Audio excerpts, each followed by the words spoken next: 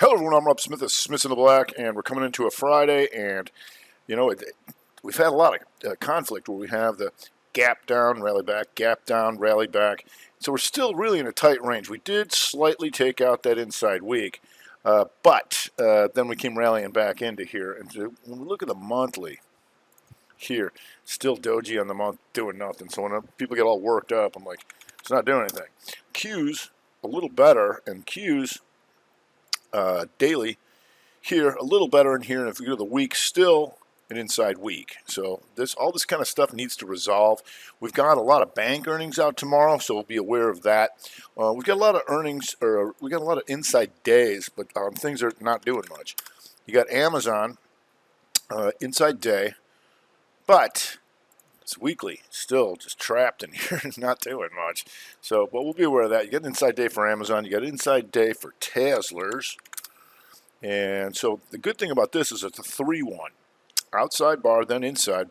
And you got all this stuff. Are we going to take out that, or are we going to take out that? What's going to happen? Because you go to the weekly once again, and you are stuck in here, right? But you're going to have potentially a 3-1 week. So maybe next week a little better. If you go to the 60, you see this. How do we get out of this thing? All right. So they tried to hit it. 2 up, 2 down, 2 back up. Boom. Off she goes. But we'll see. Twitter. And we know the battle's going on here with Musk.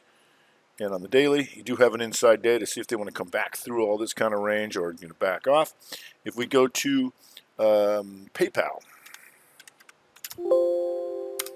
PayPal still having problems inside day and still dropping like a rock. So we'll see how that goes on the weekly. You do have this. Take this inside week to the downside, but all this really tight range stuff. And so you'll hear me talk about the vortex. What that means is when you're looking at too many short-term time frames and you're not having all these long-term time frames kicking in, that you got to take profits real quick. And especially on the flip when we watch the new 60, because these things are really not going. If you go to SQ, inside day there, we can watch that with the Bitkerners. Netflix here, also an inside day, but still tight range. EQT, a little more interesting here in the energy space. And as it backs off, but then starts to come back up, remember on the weekly, it's still hammer counter shooter for another day, but now you got an inside day to see if that's going to confirm or negate that. If we go to Labu, we talked about this in the Strat Attack show, inside day.